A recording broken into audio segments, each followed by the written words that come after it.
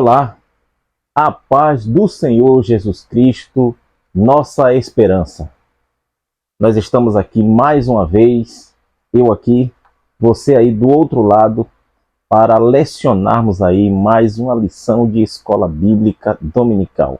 Seja muito bem-vindo aí ao nosso canal. Afinal, o nome do nosso canal é EBD e Crescimento, onde Deus nos concede a oportunidade de ministrar a sua palavra através das lições bíblicas dominicais e, ao mesmo tempo, a palavra crescimento, que é dentro do propósito do canal, fazer com que você aí venha crescer na graça e no conhecimento.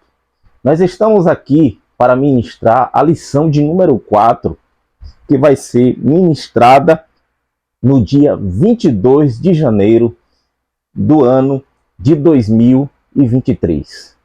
A lição que segue a temática que está aqui: aviva a tua obra.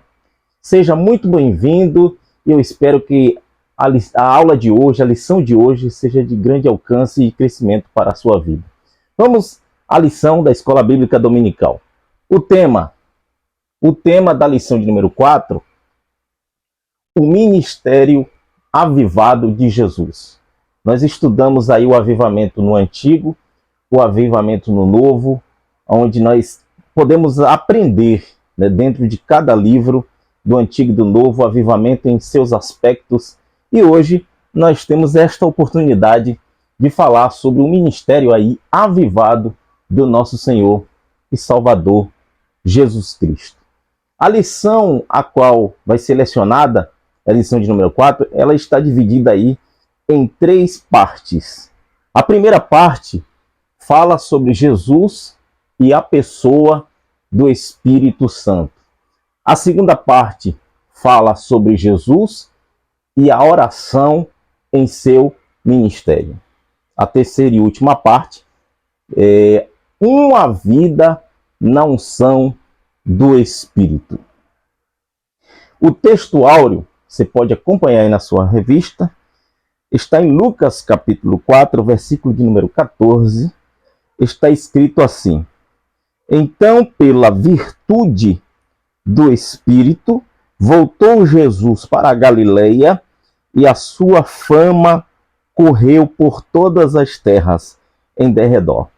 Essa palavra virtude é uma palavra muito conhecida dos expositores da palavra de Deus, dos teólogos, é dinamis. A palavra dinamis aqui, ela tem o sentido do poder que é transmitido pelo Espírito Santo para o ministério de Cristo. Então, essa palavra, ela contextualiza esta versão dizendo que faz menção do poder que é transmitido pelo Espírito Santo para que Cristo pudesse ter assim um ministério avivado. A verdade prática, acompanhe aí. O alcance espiritual da vida de um crente avivado revela a extraordinária atuação do Espírito Santo. Eu vou repetir de novo. O alcance espiritual da vida de um crente avivado revela a extraordinária atuação do Espírito Santo. Isso significa dizer que quando nós permitimos ser conduzidos pelo Espírito Santo, nós temos uma vida avivada diante da sua presença. Palavra-chave. A palavra-chave, Jesus. É a palavra-chave em que a lição hoje nos traz diante desta proposta. A leitura bíblica em classe está registrada no Evangelho de Jesus Cristo, segundo escreveu o Dr. Lucas, no capítulo 4, ao versículo de número 14, ao versículo de número 22. Antes de fazermos a leitura, como é de costume, eu não sei se você está percebendo aí, você que está assistindo essa aula, não sei se você vai assistir essa aula à noite, ou durante o dia, ou no seu trabalho, ou independente do lugar que você vá assistir esta aula, é muito importante se atentar para uma coisa. Você deve estar percebendo aí, o áudio deve ter melhorado bastante em relação as demais aulas, porque nós estamos inaugurando aqui hoje o microfone e facilita não só eu que estou aqui trazendo a ministração, como você também que está aí do outro lado. E eu quero fazer um pedido especial para você. Você que ainda não se inscreveu em nosso canal, se inscreva aqui na parte de baixo. Aqui na parte de baixo é você clicar ali em se inscrever e compartilhe com o máximo de irmãos e de pessoas. Faça este vídeo circular para que ele possa ter um alcance maior. E também deixe o seu like e ative o sino, porque à medida que os vídeos vão sendo postados, você recebe a notificação e você tem a oportunidade de assistir essa aula. Deus abençoe a sua vida, em nome de Jesus. Vamos fazer a leitura? Mais uma vez, Evangelho de Jesus Cristo, segundo escreveu o Dr. Lucas, capítulo 4, versículo 14 ao versículo de número 22. Então, pela virtude do Espírito, voltou Jesus para a Galileia, e a sua fama correu por todas as terras em derredor.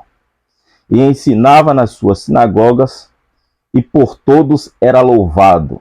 E chegando a Nazaré, onde fora criado, entrou no dia de sábado, segundo seu costume, na sinagoga, e levantou-se para ler. Versículo 17. E foi-lhe dado o livro do profeta Isaías. E quando abriu o livro, achou o lugar em que estava escrito: O Espírito do Senhor é sobre mim, pois que me ungiu para evangelizar os pobres, enviou-me a curar os quebrantados do coração, a pregoar liberdade aos cativos, a dar vista aos cegos, a pôr em liberdade os oprimidos, a anunciar o ano aceitável do Senhor. E cerrando o livro e tornando a dá-lo ao ministro, assentou-se, e os olhos de todos na sinagoga estavam fitos nele. Versículo 22. Então começou a dizer-lhes: Hoje se cumpriu esta escritura em vossos ouvidos. 22 e último. E todos lhe davam testemunho e se maravilhavam das palavras de graça que saíam da sua boca e diziam: Não é este o filho de José? Louvado seja o nome de Jesus. Observe bem, se atente bem para uma coisa. O texto da leitura bíblica em classe, ele é um cumprimento profético. E o Evangelho de Lucas, de Jesus Cristo, segundo escreveu Lucas, ele representa, ou ele é representado pela figura de um homem. Se você observar nas aulas anteriores, eu falei a respeito desse aspecto. Ele é representado pela figura de um homem. Por isso, ele revela Cristo como homem. Ele tem esta finalidade de revelar Cristo como homem. Ou melhor dizendo, como varão, ou a figura de um varão perfeito. E eu achei extraordinário a proposta desta semana. É um conteúdo bastante riquíssimo. E eu fiz aqui mais uma vez, eu preparo essa aula aqui com muito amor, com muito carinho. Eu quero mandar aí a paz do Senhor Jesus para os nossos irmãos no campo de Uruçuca, a qual eu faço parte, os nossos irmãos que têm assistido aí as nossas aulas, e Deus tem abençoado grandemente a vida aí dos nossos amados irmãos. Deus abençoe os nossos irmãos da Assembleia de Deus do campo de Uruçuca. Pois bem, nessa primeira parte aqui, sobre o ministério avivado de Jesus, fala sobre Jesus e a pessoa do Espírito Santo. Como eu falei que o Evangelho de Lucas revela Jesus aqui como um homem, exercendo o seu ministério humano, Jesus ele passou por todas as dificuldades. Jesus passou por todo tipo de provação. Mas diferente de nós, a única coisa que Jesus não tinha, segundo o que está escrito lá em Hebreus, capítulo 4, versículo 15, e nós vamos explorar um pouco esse versículo mais para frente, a única coisa que Jesus não tinha era pecado. Pois bem, todos os avivamentos que nós estudamos e isso se encaixa como uma engrenagem no Antigo e no Novo Testamento, onde nós tivemos esta oportunidade. Todos os grandes avivamentos que começaram no Antigo, que começaram também no Novo Testamento, e isso levando para o ministério individual. E a gente vai falar sobre o avivamento na igreja, como corpo de Cristo, na aula de número 5, mas esse aqui é um avivamento individual. Isso serve de lição para cada um de nós. Deixa eu falar uma coisa aqui para você que está aí do outro lado. Muitas vezes a gente ora buscando o avivamento para a igreja do Senhor como corpo de Cristo. E eu estava pensando em um detalhe muito importante, olhando a vida ministerial de Cristo avivada. A gente ora para que Deus envie um avivamento para a nossa igreja local, a nossa congregação, o nosso campo, o nosso Brasil, mas a gente esquece às vezes de pedir a Deus um avivamento para a nossa vida individual. Porque às vezes Deus vai te levantar, Deus vai levantar você para trazer um avivamento através da sua vida para a sua casa, para a sua comunidade ou para a sua congregação. Então ore pedindo a Deus que Ele venha trazer um avivamento individual para a sua vida. E você vai entender isso baseado no ministério de Cristo. Então, o avivamento na vida de Cristo, eu coloquei aqui, que eu sempre faço, os irmãos já sabem a forma que eu trabalho, eu coloquei aqui a figura de Cristo, e ele teve um avivamento que compreendia, primeiro, pela palavra de Deus. Observe bem, número 1, Jesus sempre, ele, além de fazer cumprir o que estava no Antigo Testamento, o ministério dele era avivado pela palavra de Deus. Número 2, a unção que estava sobre ele. Isso aqui é importante para você entender a lição, é a introdução, a parte introdutória. E você, professor, pode usar isso na sua classe, levar isso para os seus alunos, e aí vai facilitar aí o entendimento de cada um dos seus alunos na classe. Segundo, aqui é o número 2. Número 3, oração. 3, oração. Número 4, o Espírito Santo sobre a vida dele. Isso aqui é importante para ter um avivamento individual na minha vida, na vida da igreja, na vida do obreiro, na vida do pastor. A palavra de Deus, você percebeu isso no Antigo Testamento, percebeu no Novo Testamento, que diante das crises que veio sobre o povo de Deus, diante das crises que veio sobre a igreja de Deus, a palavra de Deus, ela é o crivo, é a base. Ter uma vida de oração, ter a unção do Espírito e ter a presença do Espírito Santo de Deus. Esse é o segredo de Cristo, sendo homem, abrindo mão da sua onipresença, onisciência, onipotência, se tornando semelhante aos homens. Por que ele não foi igual? Porque diferente de nós, Cristo, ele não tinha pecado. Pois bem, aí nós temos o primeiro parágrafo aí da nossa lição. Vai falar aqui, ó, primeiro parágrafo da nossa lição, fala sobre o Espírito Santo na vida de Jesus. Você percebe o Espírito Santo na vida de Cristo? E eu vou fazer questão de acompanhar isso com você aí. Vou pegar aqui minha Bíblia. O Espírito Santo na vida de Cristo. Volte lá para Lucas. Eu achei extraordinário essa lição de hoje, que nós estamos lecionando aqui. Aí, a partir do capítulo 1, você começa a perceber o ministério antes mesmo de Cristo ser gerado no ventre de Maria. Capítulo 1, versículo 35. Você percebe aí no nascimento de Cristo, quando o anjo Gabriel vai noticiar, isso está até na revista, vai noticiar a mensagem reveladora para Maria. E você vai ver já no capítulo 1, versículo 35, e respondendo o anjo disse-lhe, descerá sobre ti o Espírito Santo, e o poder do Altíssimo te cobrirá com a sua sombra, por isso também o santo que te há de nascer será chamado Filho de Deus. Aí você vai ver a ação do Espírito Santo para realizar a obra. Olha que coisa linda. Para realizar a obra, ou seja, do Filho de Deus que seria gerado aí no ventre de Maria. Aí nós temos também, eu coloquei aqui no quadro, Maria e Isabel. No mesmo capítulo, versículo de número 41, eu vou ler aqui. E aconteceu que, ao ouvir Isabel a saudação de Maria, quando ela foi visitá-la, a criancinha saltou no seu ventre e Isabel foi cheia do Espírito Santo. Então você vê aí pela segunda vez a presença do Espírito Santo já fazendo parte da vida de Cristo.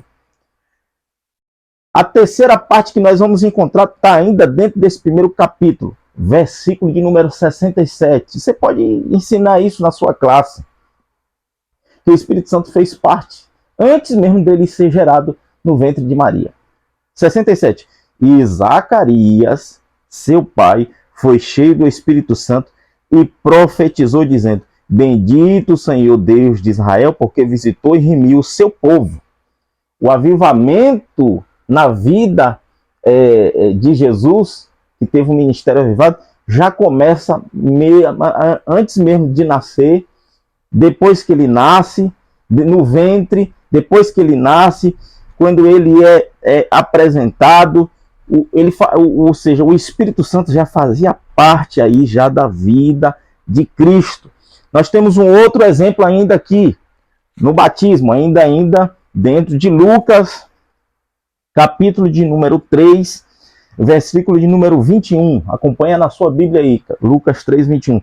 E aconteceu que, como todo o povo se batizava, sendo batizado também Jesus, orando ele, o céu se abriu e o Espírito Santo desceu sobre ele em forma corpórea. Ou seja, na hora do batismo, que ele estava orando, a gente ainda vai repetir isso aqui algumas vezes durante essa lição, a gente vê aqui o Espírito Santo. Ali estava o Filho encarnado, a voz do Pai quando o céu se abre, e o Espírito Santo descendo sobre ele.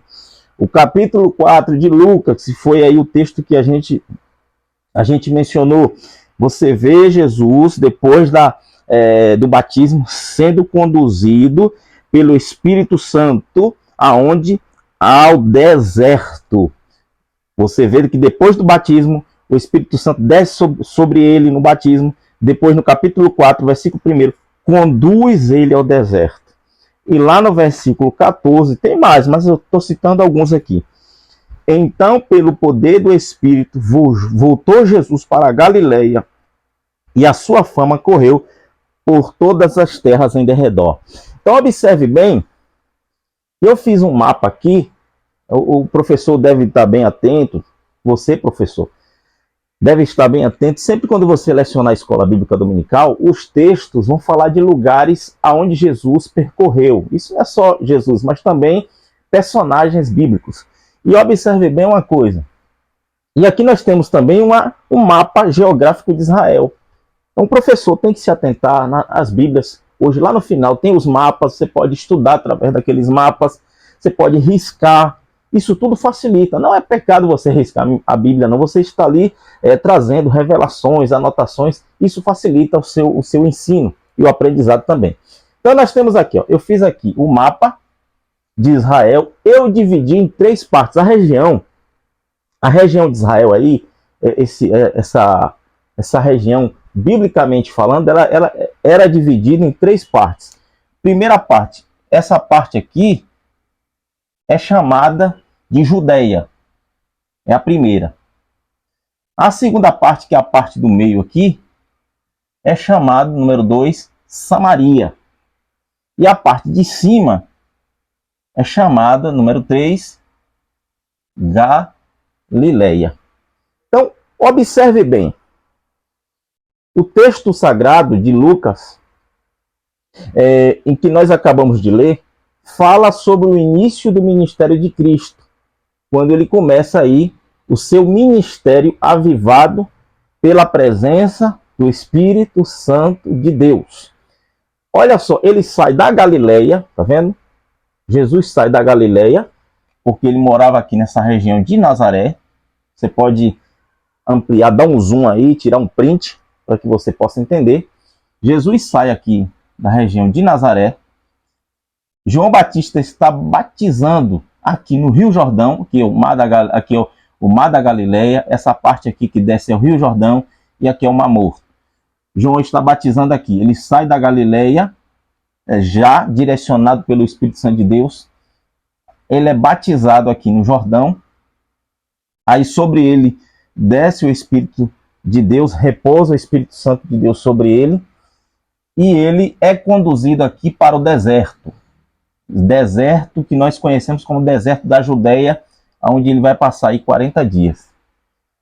Depois dele ser conduzido ao deserto, o Espírito Santo, né, conduz ele de volta novamente a Nazaré. Aqui nessa parte verde, tá vendo? Eu coloquei a parte vermelha descendo, onde ele vai se batizar e vai ser conduzido ao deserto, e a parte verde do outro lado aqui, ele vai ser mais uma vez conduzido pelo Espírito Santo para Nazaré, a sua terra, a terra onde ele nasceu. É lá que vai ser o início do seu ministério. Começa aí com 30 anos aproximadamente o início do seu ministério, após a morte de João Batista. Quando João Batista morre, você vai perceber isso quando você lê o texto de Mateus. Quando ele morre, Jesus retorna para Nazaré, o Espírito Santo faz com que ele retorne para Nazaré, e aí, após ele retornar para Nazaré, vai dar-se início ao seu ministério. Onde está registrado isso? Mateus capítulo 4, versículo de número 12. A partir, você pode seguir à frente, você vai ver Jesus sendo conduzido. O que nós podemos entender aqui? Que o Espírito Santo de Deus, ele fez parte da vida de Cristo antes mesmo, preste atenção nisso aqui, antes mesmo dele ser gerado no ventre de Maria. Ele já estava ali presente, ou seja, da voz do anjo Gabriel, você já percebe aí ele trabalhando, ou seja, na vida ministerial de Cristo. E ele foi conduzindo Cristo, e a gente vai perceber isso já já, na leitura que a gente vai fazer aqui. Ele foi conduzindo Jesus durante todo o seu ministério terreno. Tentação no deserto, batismo, a ida dele para que se iniciasse na Galileia, tudo ele era dirigido pelo Espírito Santo de Deus. Que lição extraordinária para nós, como Igreja do Senhor Jesus. Esse mesmo Espírito que dirigiu Jesus em todos os aspectos ministeriais da sua vida, é o mesmo que está pronto e apto para dirigir as nossas vidas aqui nesta terra. Portanto, só nos resta dar ouvido à voz do Espírito Santo e falar para ele: Espírito Santo, conduz a minha vida, conduz o meu ministério, e você vai ver, e você vai viver a parte mais extraordinária, que é fazer a vontade do Pai, que é fazer a vontade de Deus, ouvindo a voz do Espírito Santo. Amém. Segundo parágrafo do primeiro ponto, ainda falando, o Espírito Santo no ministério de Jesus. A gente falou aqui sobre a vida, e agora nós estamos falando sobre ministério. O que é ministério? A gente ouve ministério. Ministério significa serviço. Preste bem atenção nisso aqui. Jesus se inicia com 30 anos. O seu ministério, que vai durar aproximadamente 3 anos e 6 meses. Pois bem, só que o texto que nós acabamos de ler na revista, deixa eu pegar minha revista aqui, Lucas capítulo 4, versículo 14, Jesus tinha um costume de ir à sinagoga. Você percebe isso quando você está fazendo a leitura em determinadas partes dos evangelhos, você vai perceber que Jesus tinha esse costume de ir no templo, de ir na sinagoga. Jesus tinha uma vida ministerial, uma vida de oração, você vai perceber tudo isso. Nós temos aqui, diante desse texto, um cumprimento profético. Preste bem, se atente bem a isso que eu vou te falar aqui agora. E você, professor, aplique isso, mostre isso para os seus alunos. Porque Jesus estava ali naquela sinagoga, naquele sábado, no capítulo 4, a partir do versículo 14, Jesus estava cumprindo ali uma profecia. Que profecia é essa? Nós vamos responder agora. Equaciona, faça uma equação teológica, anote aí na sua Bíblia, na sua revista ou no seu caderno, anote aí. Dessa forma aqui que eu vou te falar. Eu vou dar um destaque a isso aqui, para que você entenda. Anote aí. Isaías capítulo 61, versículo 1 e 2 é igual a Lucas capítulo 4, versículo 18 e 19. Isaías capítulo 11, versículo 1 e 2 também ele se iguala a Lucas capítulo 4, versículo 18, versículo 19. Eu vou repetir de novo. Isaías 61, versículo 1 e 2 se iguala a Lucas capítulo 4, versículo 18 e 19. E Isaías capítulo 11, versículo 1 e 2. Eu vou fazer a leitura deles para que você possa acompanhar aí do outro lado, onde você está assistindo essa aula. Vamos lá. Deixa eu aqui para o livro de Isaías. Voltar aqui para Isaías. Vou logo pegar o capítulo 11. A partir do 11, depois a gente vai para o 61. Glória a Deus.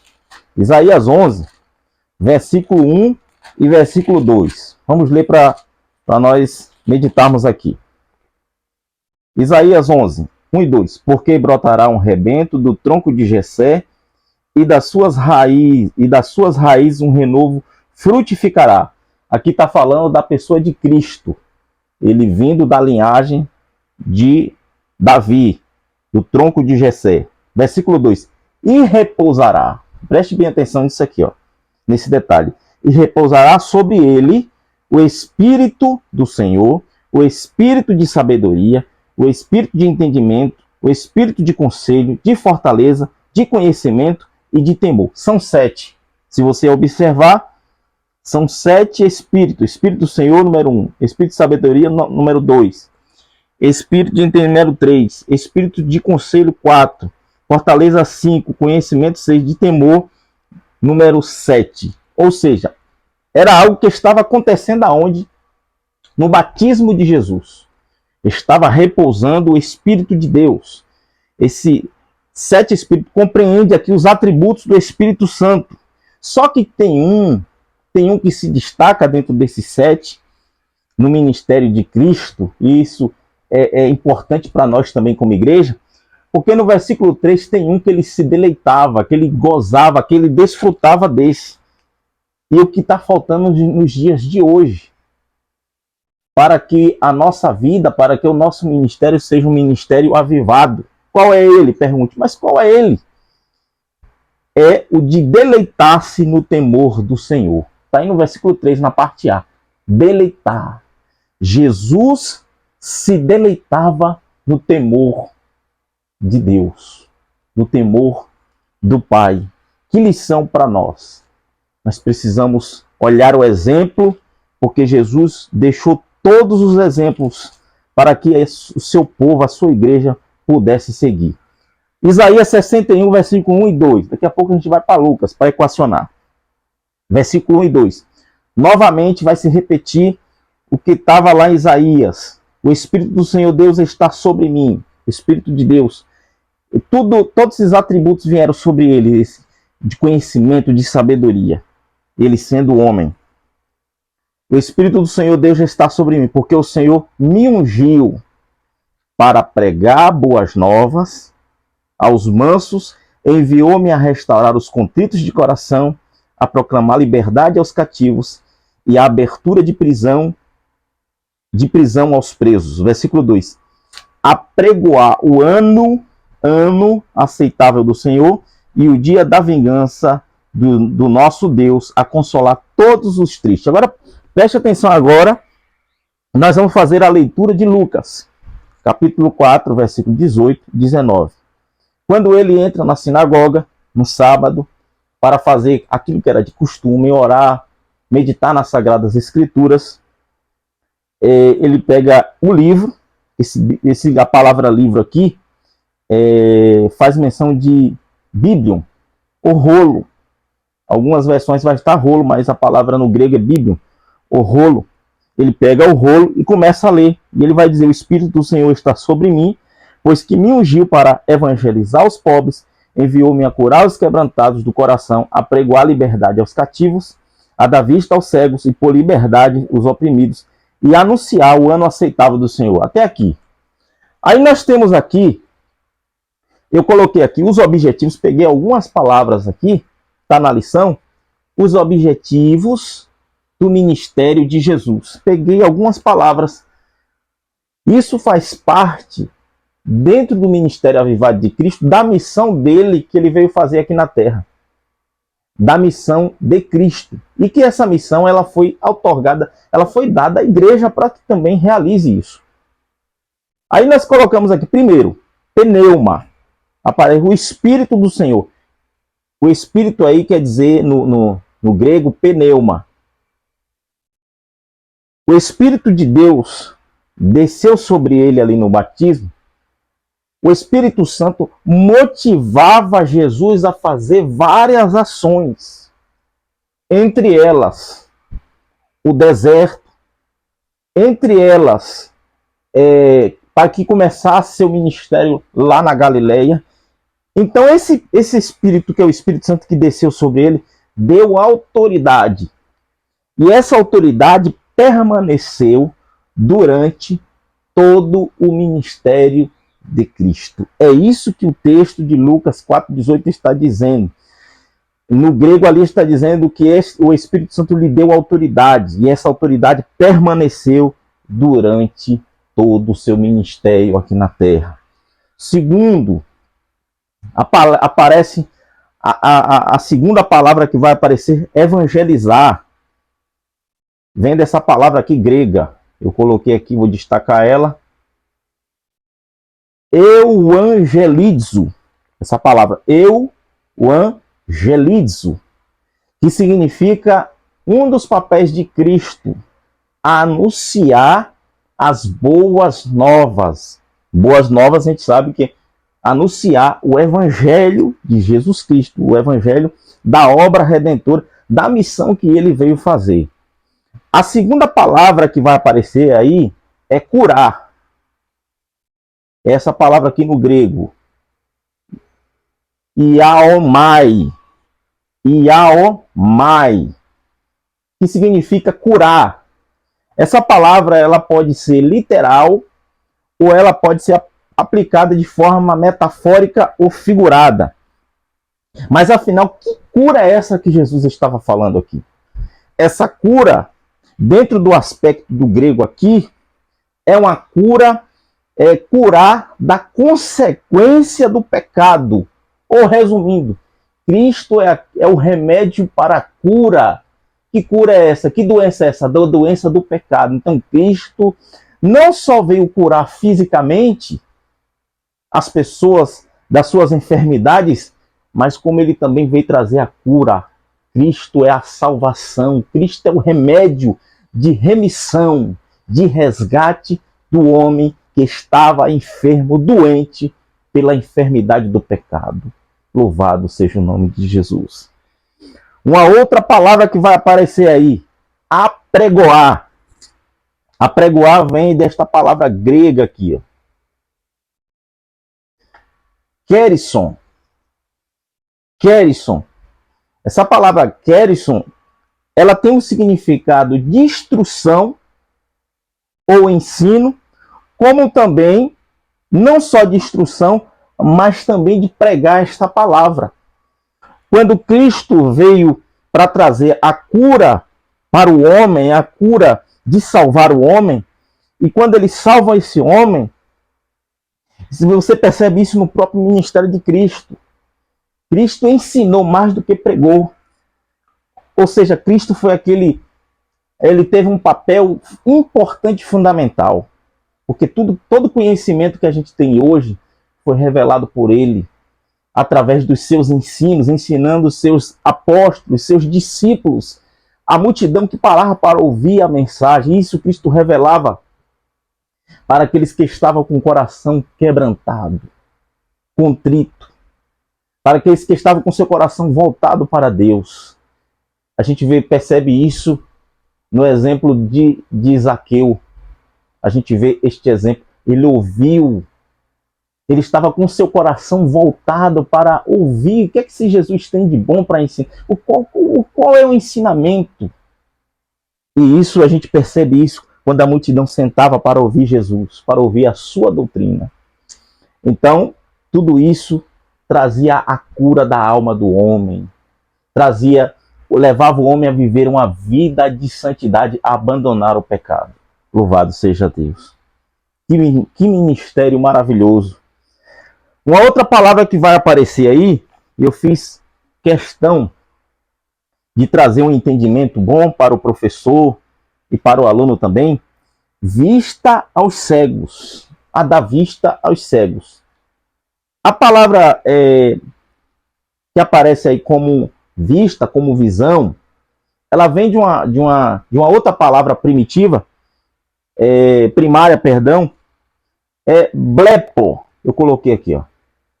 Blepo, você vai entender já já. A palavra blepo no grego significa olhar.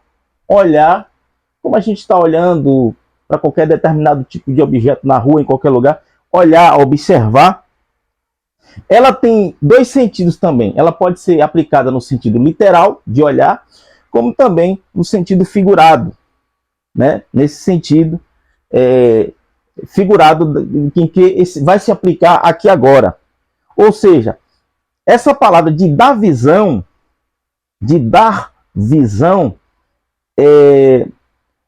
a gente consegue perceber que o texto claramente está dizendo aí, o que o texto está dizendo,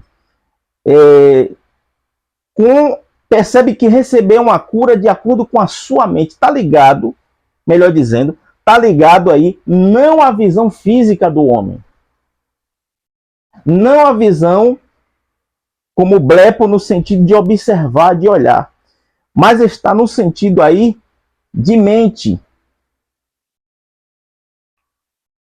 A mente, ou seja, espiritualmente falando, ao entendimento do homem.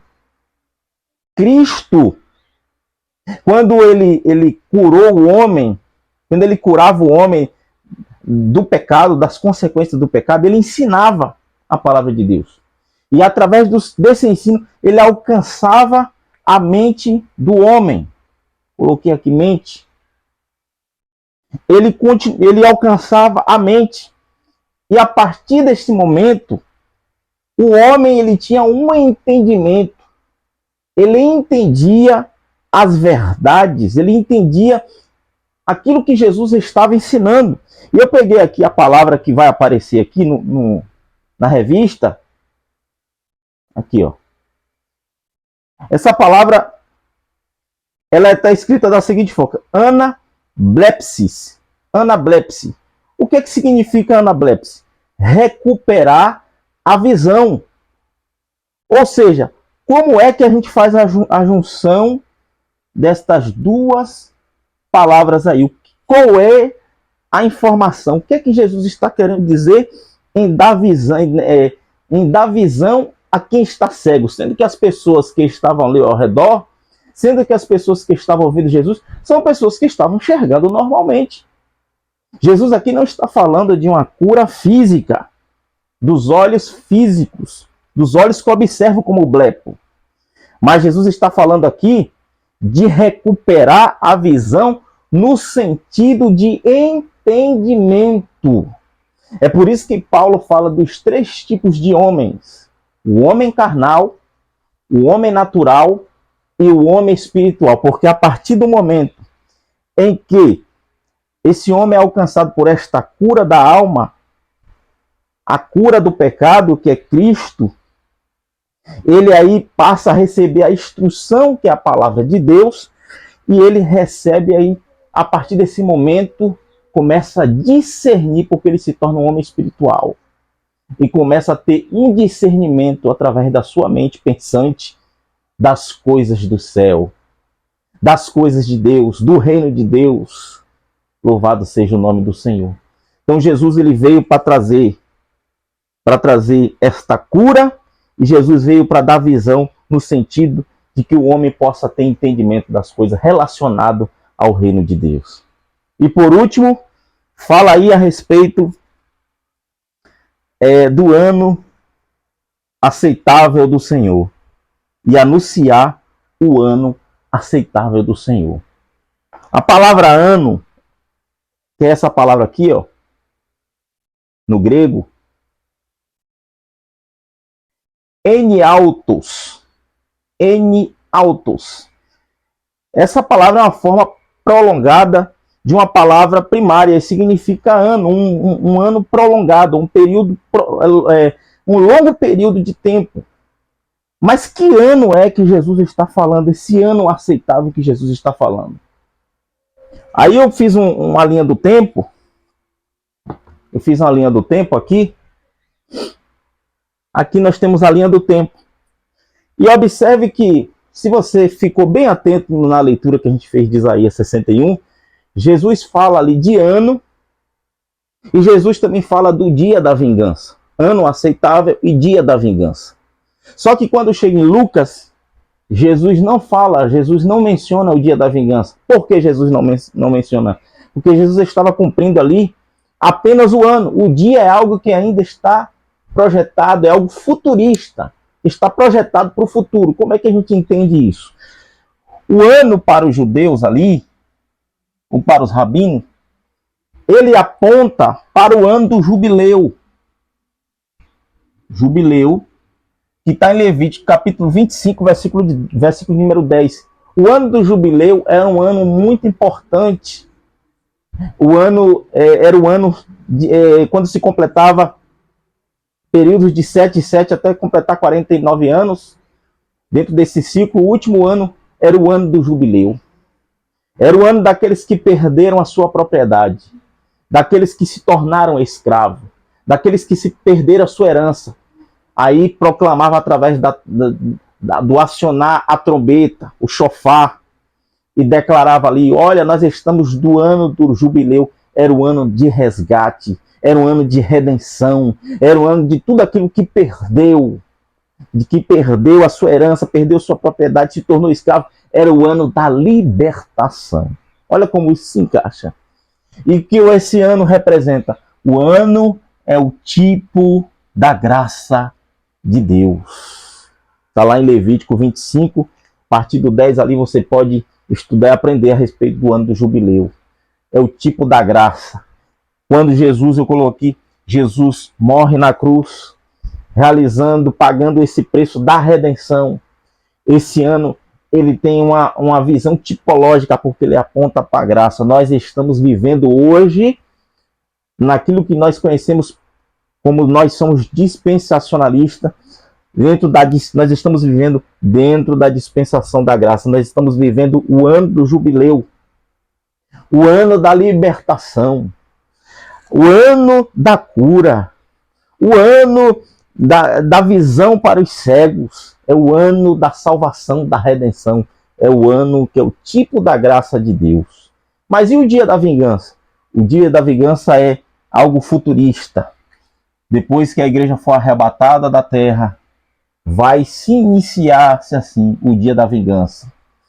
Depois da grande tribulação, dos 7 anos da grande tribulação, Jesus retornará pela segunda fase da sua segunda vinda, para executar assim o dia da vingança, porque a vingança pertence apenas ao Senhor, e assim ele vai estabelecer o seu reino milenar, como a gente tem ensinado, para a glória de Deus. Vamos lá, segundo ponto da nossa lição, para a gente já concluir essa parte aqui. Eu falei para vocês, o conteúdo é riquíssimo, é um conteúdo muito rico. Vamos lá, segundo ponto da nossa lição. Jesus e a oração em seu ministério. Então você observe que dentro do que a gente falou até agora, o Espírito Santo de Deus estava sobre a vida de Jesus, o Espírito Santo de Deus estava sobre o ministério, sobre aquilo que ele executava diante da vontade do Pai, mas agora Jesus entra em uma segunda parte aqui, a lição entra na segunda parte aqui falando sobre o ministério de oração que Cristo ele teve. Observe, é algo interessante que Lucas é o comentarista dos evangelhos que mais fala a respeito desse ministério de oração. A gente observa isso. Jesus orava em todo tempo e ele dentro do primeiro parágrafo da lição, eu coloquei aqui, Jesus ele deu muito valor à oração. Ele deixou isso como modelo. Deixou isso como exemplo para cada um de nós. Valorizar a oração. A pergunta é para mim e para você que está aí do outro lado. Será que eu tenho valorizado a oração? Será que você que está assistindo essa aula tem valorizado a oração? Será que, professor, você, querido professor, pergunte isso para os seus alunos. Será que vocês têm valorizado a oração na sua vida, no seu ministério? Jesus valorizou o seu relacionamento com o Pai através da oração. Que exemplo para cada um de nós. Jesus, quando orava ao Pai, em todo o tempo ele orava, ele estava valorizando o seu relacionamento, porque a oração é um diálogo em que nós estamos conversando com Deus, com o nosso Pai. E quando nós temos esse diálogo com Deus, significa que nós estamos tendo relacionamento. Significa que nós estamos tendo comunhão com Ele. E Jesus nos ensina aqui, valorize a oração. Por isso que Ele valorizou. Ele, semelhante aos homens, na condição de varão perfeito, Ele valorizou um ministério, uma vida abundante de oração, de relacionamento, de comunhão com o Pai. E Ele deixa, escrevi aqui, Ele deixa o modelo de oração do Pai Nosso. Ele deixa um modelo de oração. Por que Jesus deixa o modelo? Porque os fariseus, eles se exibiam nas praças, nas sinagogas, ostentavam a vida de santidade, piedosa, tudo falsa, e de oração se exibindo diante das pessoas, diante dos homens. E Cristo, vocês precisam valorizar, mas não dessa forma.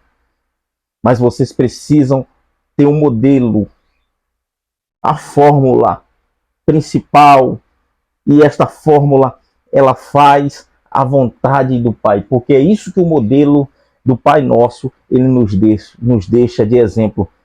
Tudo aquilo que Jesus ensinou, aquele modelo, a base é o modelo de relacionamento, de oração, de comunhão diretamente com o nosso Pai.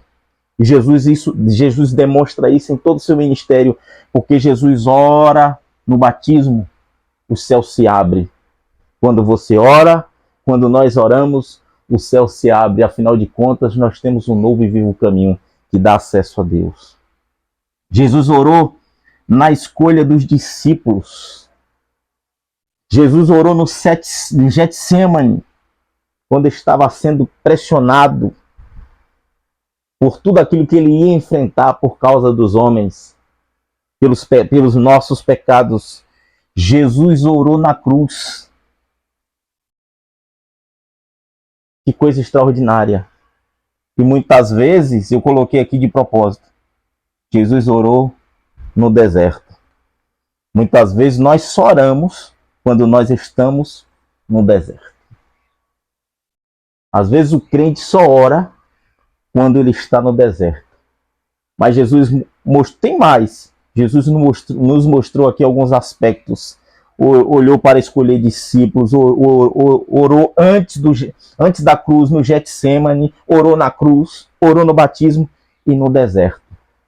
E muitas vezes é no deserto que a gente enfrenta os maiores desafios, as maiores lutas e tribulações. Jesus, quando estava lá no deserto, ele foi tentado, ele foi conduzido pelo Espírito de Deus, foi levado ao deserto da Judeia para ser tentado. Mas uma coisa que a gente precisa entender, diante de Tiago, capítulo 1, versículo 13, Deus, ele não é o agente da tentação. Eu vou repetir isso aqui. Deus, ele não é o agente da tentação. Tiago 1, versículo de número 13. Mas ele usa a tentação, ele permite a tentação para uma finalidade, para um propósito. mas ele também dá a saída lá na tentação. Jesus teve a saída na tentação. Ele foi tentado, Deus permitiu que Satanás viesse tentá-lo, assim como tentou Eva. E observe um detalhe importante. Olhe para cá, para que você entenda um negócio importante. Os 3 aspectos de tentação, ou de tentações, que alcançaram Eva, e que João vai falar sobre esses 3 aspectos, João fala, Jesus passou pelos mesmos aspectos de tentação, para mostrar para mim, para você, para nós, que é possível vencê-la. Agora preste bem atenção numa coisa. Jesus, capítulo, eu falei que a gente ia repetir, Hebreus 4,15. Nós somos tentados, nós que temos não fomos segundo o mesmo formato de Cristo. Cristo, ele foi tentado em tudo. Hebreus 4,15. Porém, ele não tinha pecado, diferente de nós. Nós somos tentados de dentro para fora. Vamos provar isso na Bíblia. Mateus, capítulo de número 15. Você pode acompanhar aí na sua Bíblia. Mateus 15, versículo 18 e 19. Então, nós somos tentados de dentro para fora. Daqui a pouco eu falo de Cristo. Mateus 15, 18 e 19. Mas o que sai da boca procede do coração, e isso contamina o homem. Porque do coração procedem os maus pensamentos, mortes, adultério, fornicação, furtos, falso testemunho e blasfêmias. Então observe que a nossa consciência, a tentação procede da onde? Do centro do coração. Então nós somos tentados dessa forma aqui. Não dá para mim estender mais porque o tempo é pouco. Jesus foi diferente. Jesus, Hebreus capítulo 4, versículo número 15. Visto que temos um grande sumo sacerdote, Jesus, Filho de Deus, que penetrou nos céus, retenhamos firmemente na nossa confissão. Versículo 15. Porque não temos um sumo sacerdote que não possa compadecer-se das nossas fraquezas, porém, em que, como nós em tudo foi tentado, mas sem pecado. Mas aonde vinha a tentação? Se a gente é tentado por dentro, né? Pelos nossos desejos, pelos pensamentos, pela nossa concupiscência. A gente julga pelo aquilo que a gente vê. Muitas vezes acontece isso e aí forma um pensamento, daqui a pouco forma uma falácia, daqui a pouco vira uma fofoca, uma calúnia. Então, dessa forma. Mas Jesus não. Jesus era tentado de fora a fim de atingi-lo, o seu coração. De fora para dentro. Nós somos de dentro para fora. Mas eu falei que Jesus venceu os mesmos aspectos de pecado que Eva venceu. Que Eva, aliás, perdeu lá no jardim. E que João, ele fala a respeito disso. Ou seja, se você pegar aqui, coloca aí, marque aí na sua Bíblia, no seu caderno. Gênesis 3:6 é igual. Isso é uma equação teológica. Isso é uma equação. Gênesis 3:6 é igual a 1 de João 2:16. Agora vamos mostrar aqui. Jesus venceu. Por isso que ele fala, eu venci e vocês também vão vencer. Primeiro, concupiscência da carne. Jesus venceu. Por que Jesus venceu? Porque Jesus teve fome, estava 40 dias sem se alimentar, só bebendo água, mas ele teve fome. Concupiscência da carne. Ele venceu. Lucas 4, versículo 2 e versículo 3. Jesus venceu pelo poder da palavra. Nem só de pão viverá o homem. Segundo, pela concupiscência dos olhos. Lucas 8, 9. Quando Satanás lhe ofereceu poder, lhe ofereceu reinos do mundo, Jesus Cristo venceu. Lucas capítulo 4, versículo 8, versículo 9. A soberba da vida. Isso aqui está tudo em 1 de João 2,16 e Gênesis 3,6. Estou fazendo só de forma resumida. Aí você só pesquisar e levar isso. Leve isso para os seus alunos. Jesus, diante de tentar ao Senhor, Satanás vai falar, tente ao Senhor, se lance daqui. Ele vai dar a ordem aos seus anjos. Lucas 4, versículos 5 e 6. Como é que Jesus venceu isso? Tudo pelo poder da palavra. Aí você observe agora, juntando tudo. Jesus já estava com unção? Sim. Jesus estava com o Espírito Santo? Sim. Jesus estava em oração e jejum? Sim. Faltava o quê? A palavra de Deus. Aleluia. Jesus venceu, tendo o ministério avivado pela palavra, pela oração, pela presença do Espírito Santo e pela unção.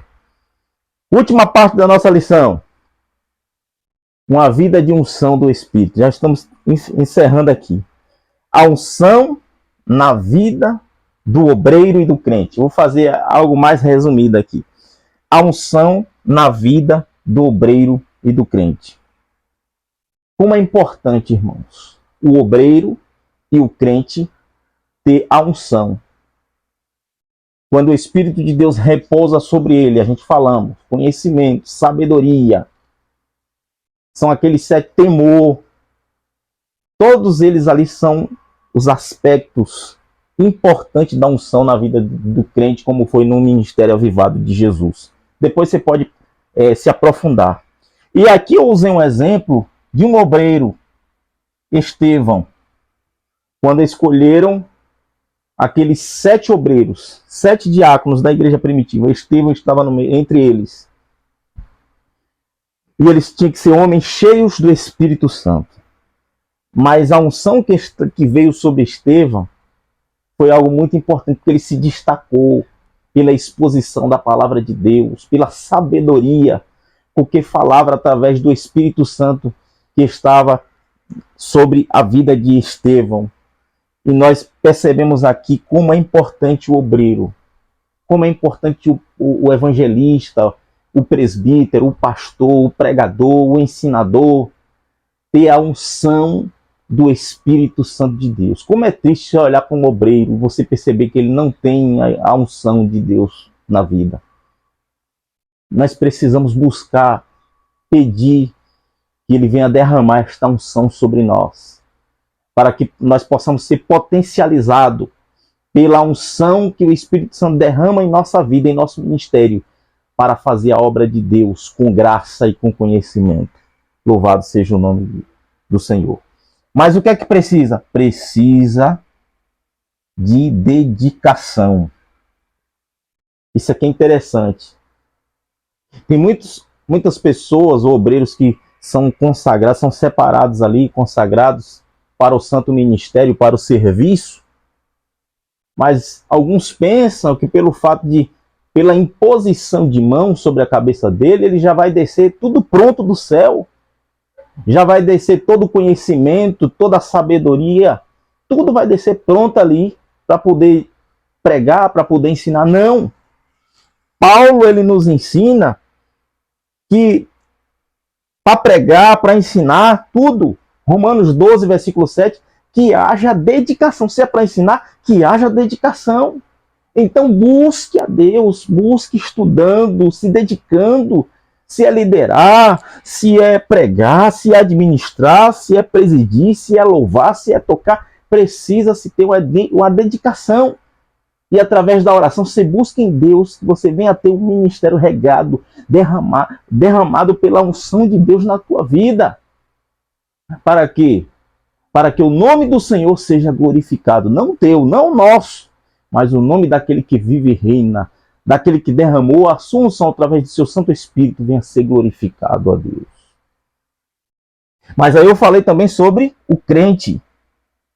A unção sobre o crente. A unção não pode estar apenas sobre o obreiro, mas também deve estar sobre o crente. Sobre a igreja do Senhor Jesus, a unção deve estar. João capítulo 14, versículo de número 26. A unção deve estar para dirigir o círculo de oração, para cantar, para pregar, para evangelizar, para visitar, para desenvolver aquilo que Jesus te entregou na tua mão. Então peça a Ele, ore, busque essa unção, como eu falei referente ao obreiro, porque você já tem a presença do Espírito Santo de Deus na tua vida. O que é que precisa? Que ele coloque, que ele derrame da sua unção. Mas como é que eu vou fazer isso? Busque na oração e através da palavra de Deus.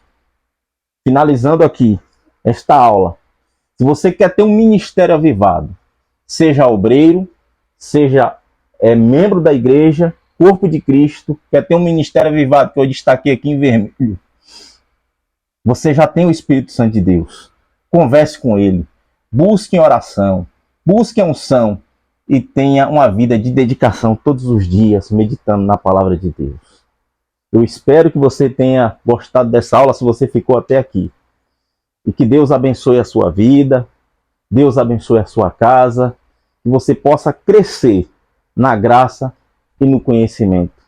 E que você faça proveito desta aula levando o conhecimento lá para os seus alunos e ore com seus alunos para que Deus venha derramar não só da sua unção, mas também trazer um avivamento individual na vida de cada aluno para a glória de Deus. Deus abençoe a sua vida e até a próxima aula, em nome de Jesus.